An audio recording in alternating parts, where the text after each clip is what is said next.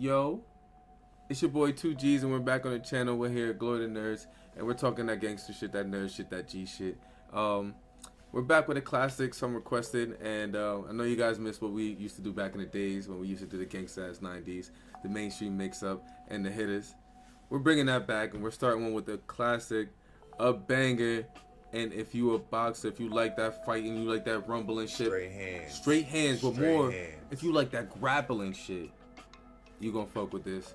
It's a classic from the 90s, actually 91 early, 1991 early is when this manga was made.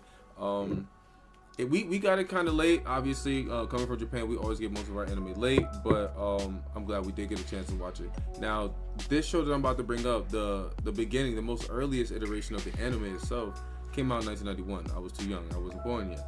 But I had to do some research because the show was so good, it continued to spawn multiple different shows from it. And even till now, to this day, it's airing new episodes of different things.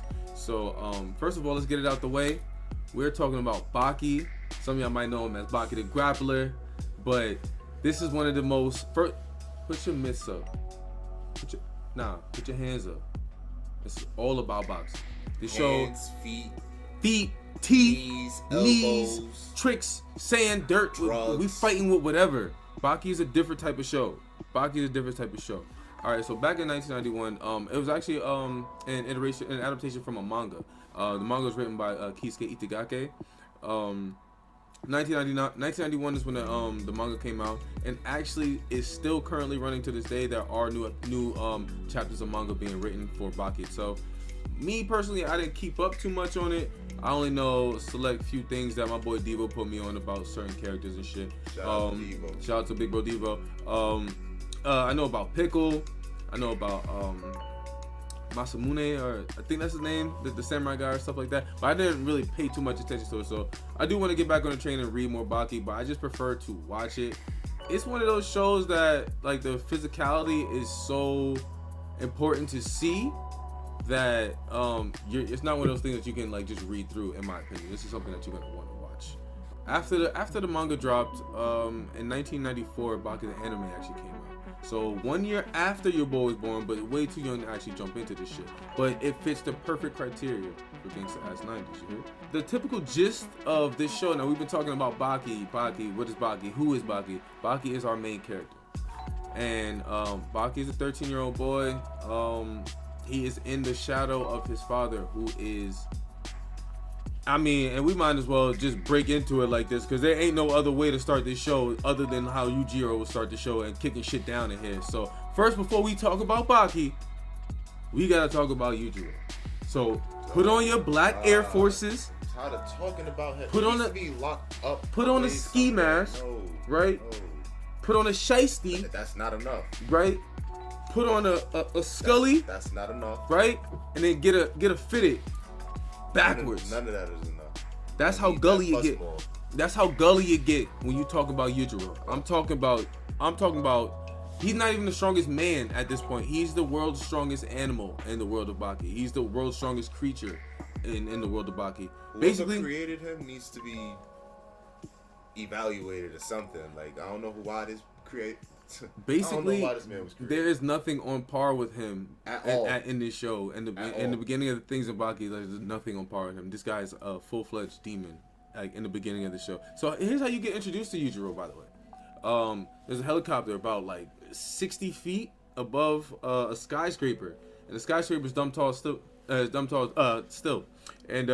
as he's floating along in this helicopter, he's hanging from like a little rope, and he's like, you know what? I'm about to slide in this building real quick. So bro just jumps off that shit, 60 feet in the air, straight crash into a building. Go straight to the glass, bro. Didn't even flinch, didn't even shrug nothing off, didn't do nothing. He's like, no cuts, no nothing. No cuts, no bruises, no nothing. He's like, what's up? And he is human. By all means, he's actual human. Like, it's not like he did some type of satanic ritual and got some powers. He's not like Superman born from another planet and landed on Earth or some shit. Nah, this nigga started off life as a regular human. He is just so dogged in his training and in his method of getting powerful. He has become almighty. So bust through a fucking window, no scrapes, no bruises, 60 feet, jumped out, and no problems and shit like that at all. So more feats from Yujiro. So we have to build up Yujiro so we can build up Baki. Yujiro kicked a steel door out the frame. Like not like kicked it open.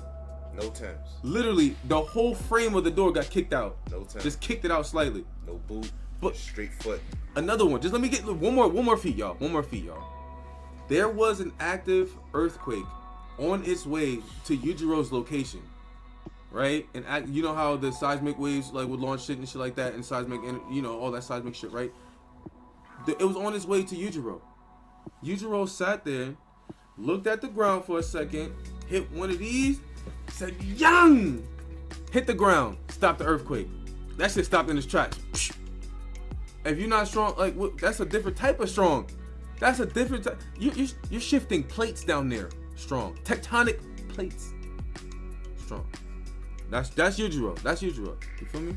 We have to mention him like that. You still think the all black Air Force is enough? Yeah, you gonna need at least your all black Air Forces. You gonna need at least that's at least hey, bro. That's at least minimum. Bare minimum. Bare minimum. Bare minimum. Baki is the son of this man himself. This dogged man himself, Yujiro. So with that, it causes a lot of things, right? First thing first, it causes Baki to have something to chase endlessly because he's never feeling up to being as strong as his dad. He never feels like his dad is going to ever look at him as worthy or as equal or anything like that. So he has to go through the challenges of finding that energy. But also, when your pops is like so wanted and he's that diabolical and that nice at fighting and shit like that, what that does is that puts a target on your head as his son. They're saying, oh, you're the blood of Yujiro and I can't beat him. I can beat your ass though, I bet. And then they're gonna try to challenge you because they're trying to get to your pops type shit. So that's a lot of different adversaries that Baki has to go up to as he's growing up. Now I mentioned Baki's only 13, right? But 13 don't mean shit, and I'll tell you why in a second. 13 don't really mean shit in this world. You could be 13 and a fucking fiend, murderer. We'll talk later. We'll talk later. Y'all gonna learn. It seems okay. What we learned from Baki in the 90s, one thing that we're getting from this 90s iteration of the show is the relationship between Baki's mom and Baki, and also Baki's mom and Yujiro. More so put like this: Baki and Baki's mom, and Baki's mom and Yujiro. That's how you want to chain this up, because Baki is really trying to get close to his mother, because well, just to mention her for a second, she is literally hung over heels for Yujiro. This is the most powerful man in existence. She has fell for his trap. It's like an animal getting caught in by pheromones. It's too late. There's nothing you can do about it. And she's already caught him too. Let me show you how to introduce himself. The same party that Yujiro crashed in, if I'm not mistaken in sequence, was at Baki's mom's ex-fiance's party. She was already engaged to be married. But when Yujiro stepped in the building, all that shit was dead. He literally was scanning the room, locked eyes on the prettiest chick he saw, and said, "You're mine." That's all it took. She was, bro, I know her drawers was wet. She caved in already. She caved in. There's nothing she could do. Ain't nothing she could do. And her husband was like, "Yo, who the fuck is you trying to pull up on?" Bad mistake. Bad mistake. Let her go. Show the feats. We're gonna show a whole bunch of feats of what Yujiro has done to motherfuckers, and I'm gonna tell you why that's a bad mistake. Yujiro beat the shit out this dude. Nothing. Ain't nothing to it. Took the bench. Said, all right. And that's it. He said, "I'm gonna need you to give me a strong baby one day, so I can challenge him." That's the only thing he wanted. Mind you, keep that in mind. That is very important to the story of Baki. The reasonings on why he even fell in love with her in the first place. Keep that in mind. So we learned a decent bit about Baki and his relationship with his parents in this sense, and in the 90s iteration. Now there's a Netflix adaptation, and that Netflix adaptation keeps going on to more. So later on we'll cover that in different sections, like mainstream mix-up or the hitters or whatever the case may be. Most likely the hitters. But this what we're talking about in the 90s is the building, the blueprints for why the feud between Baki and Yujiro is so serious. You feel me? This is where we get that from. This is where we get this from. We get that from the fuel to the fire starts in the Gangsta Azz 90s in this original Baki the Grappler series. One thing you find interesting, and this is what sets up the world of Baki, So you wonder how they have so much fights. When I'm talking about boxing, Baki has some of the best boxing ever. People fight, they bust that. That's Baki and shit, right? One of the reasons why is because it seems like every fucking body in the world of Baki be boxing. Their lunch ladies will box you. Candy lady outside will box you. The congressman will box you. Your pharmacist will box you. Your little sister box you. Best friend box you. Dad box you. Beat your ass actually. Granddad everybody fights in Baki. For some reason, everybody around the town fights. It's just insane how many people just are very strong. You know, it's insane. It's really crazy. Baki, growing up, was never taken that serious.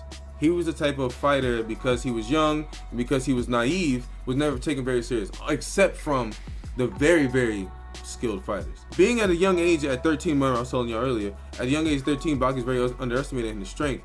But what he lacks in age, he actually has doubled that in like fighting maturity.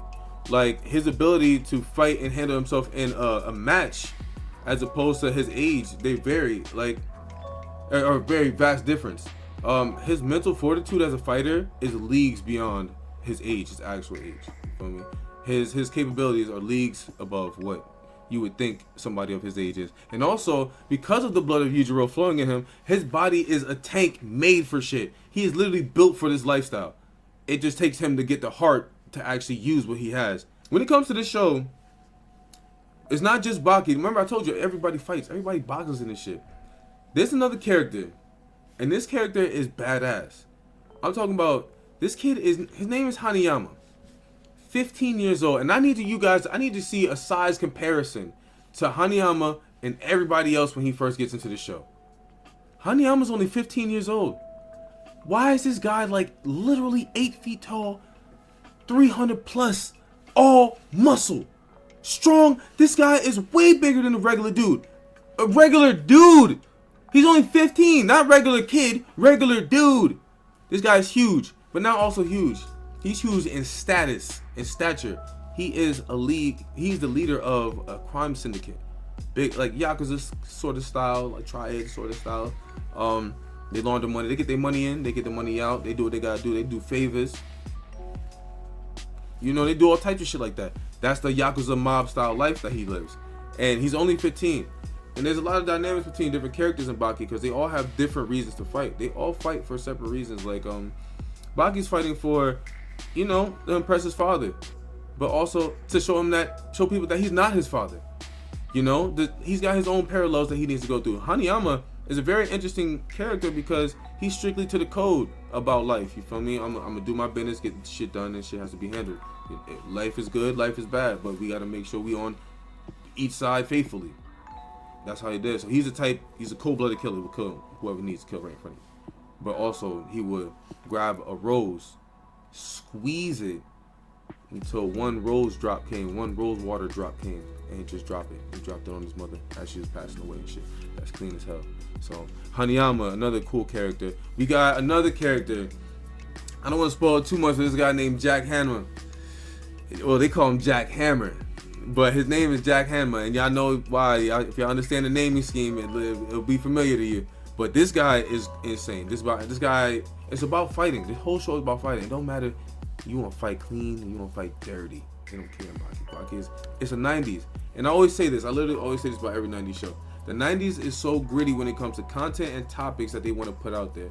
A lot of shows now won't show anything like, you know, animated series wise or anime, or, you know, some of the things that we watch. They don't do too much drug talk, like topics and stuff like that, because it's too sensitive. They don't want, you know, children and all this shit to be influenced by stuff. But in the 90's, it was different.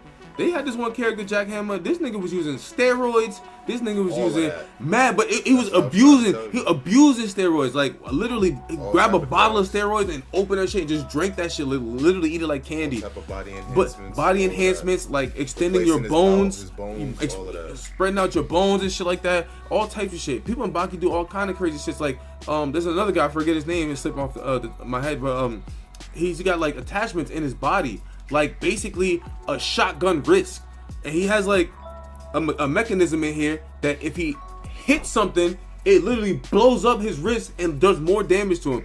He's got a hook in his sleeve. He got a hook in his elbow. He can like tap like right here, and a hook comes out and could cut people. So when he's fighting, he be doing all type of shit. They don't care. Baki's different. Baki's different. It's literally boxing in and out the whole show. In and out through the whole show. Growing up in adolescence, through the life of Baki and stuff like that, we do go see a little bit more. It is fighting. There's a lot of boxing, but we do see the growth in Baki with his relationship with Kozui. Some girl he comes across. They go to school. I don't know how long they've been going to school, but I believe maybe for a long time now. You know, he likes her. He has a thing together. You know, he's too, you know, you're adolescent at this time, 13. You really got your head in the clouds. You're not really focused on girls and shit like that. You're just doing your shit. He sees something within her. They're trying to make it work, and you know, that's how they get into things like with Baki and Kozui. Because you do see Kozui later on, and the reason why I say that is because I know most of you guys watching this video right now got introduced to Baki on Netflix, and that's not a problem because same thing to me. I only got introduced to Baki through Netflix. But I did research and I looked into it, and I knew that there was a further series before that. I made sure to, you know, take a look at that, watch the series, and see what was going down in that, and that's what piqued my interest. And the reason why I'm saying this is because you know how Kozui and Baki are in the Netflix adaptation. In this 90s version, we get to see how they first met and how they got together and stuff like that. So it's really nice, really good detail in there, you know. And I love to see stuff like that, to see a story encapsulated in both directions, past and the future. You know, we already have our product now, but can you make it stretch from like the past and the future and do it in a good way? And once again, it was done fairly well. Baki is one of my favorite shows, not just because of the boxing. It's just because the technique of the skill, the things that you're amazed that the human body can do later on. Because most of the things that they try to implement in the show can be loosely used in real life.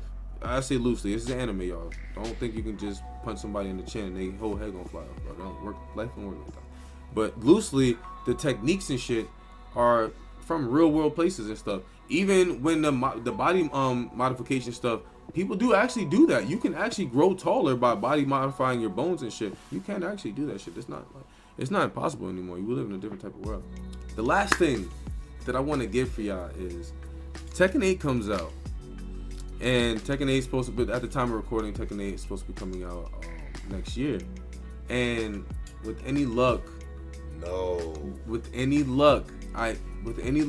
Tekken likes to do crosses between different shows and different things.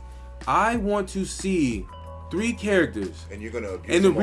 The reason why I need to see this is because look how the storyline is already playing. I'm going for a tangent for y'all real quick. Y'all love us when we chatting and talking on the channel. I love y'all, and this is a little theory of mine. But in the lore in the lore of Tekken, it's always been father son, father son, father son. That's how things go. Jinpachi, Heihachi's father, beat the shit out of him. Heihachi, Kazuya, beat the shit out of him. Kazuya, Jin, beat the shit out of him. Bars. We got one more set of people who would fit the criteria also very well. Mr. Yujiro Hanma, Baki Hanma, and even slash guest Jack Hanma, because this is half brother. Yep. Namco, do me a solid as a fan. And look, I'm saying it first, y'all. Y'all hear me on this bitch? I'm saying it first. Please put the Hanma family in Tekken 8. That would be gas DLC. I would pay for it. I would play with them all day, every day. You're not allowed to use Yujiro. Don't make Yujiro. You're not allowed to use Yujiro. I'm about to say. You know what I was about to say? I was about to say, don't make Yujiro OP, but fuck that. Make Yujiro OP as shit, like he's supposed to be. And whoever beat him, then you're a real champion. You real dogged if you could beat a Yujiro and Tekken. And don't hold us with like, you know, terrible character schemes and shit like that. Make them as accurate to the show as they can be, please. You know. Namco, y'all always do good jobs with y'all Tekken games, so I won't doubt it. From everybody here at Glory to Nerds, you seen Cruddy Snacks is in the building. Hey, matter of fact, shout out to Cruddy Snacks in the building, bro. That's my dog, bro. That's my motherfucking dog. Don't forget that shit. Make sure if y'all get a chance, y'all go to Instagram. Y'all make sure y'all follow my boy Cruddy Snacks at Real Smooth, REAL SMUVE. Real Smooth. Real Smooth. Get it right here on Instagram. Make sure y'all go follow that. Obviously, I already know. Follow Uncle Willie San on Instagram. Follow us on Glory to Nerds on the channel. Hit me up on KG2Gs on Twitch. That's where I do all the gaming. I'll be doing all types of shit. Lately, I've been playing Fortnite and all types of games. I don't know why I'm playing Fortnite, but I am. Make sure y'all hit us up on all our social medias and all our platforms, and we'll make sure to see y'all soon, so y'all can see us soon. But we try to mix it up a little bit for the Gangsta Azz 90's this time. You know, usually it's more standard, more set and informational and shit like that. But I like to just sit there and talk about the shit that I fuck with because I fuck with it. And I don't gotta go into too much explanation because y'all know why y'all fuck with it. Y'all know. Come on, we here to explain and show y'all the roots and show y'all things y'all might not know about it and show us what brought us the way, where we came. But I know y'all got your own ways to travel. From everybody here at Glory the Nerds, your boy 2Gs. Be good, be safe. Shout out to all my G's. I'll holla at y'all.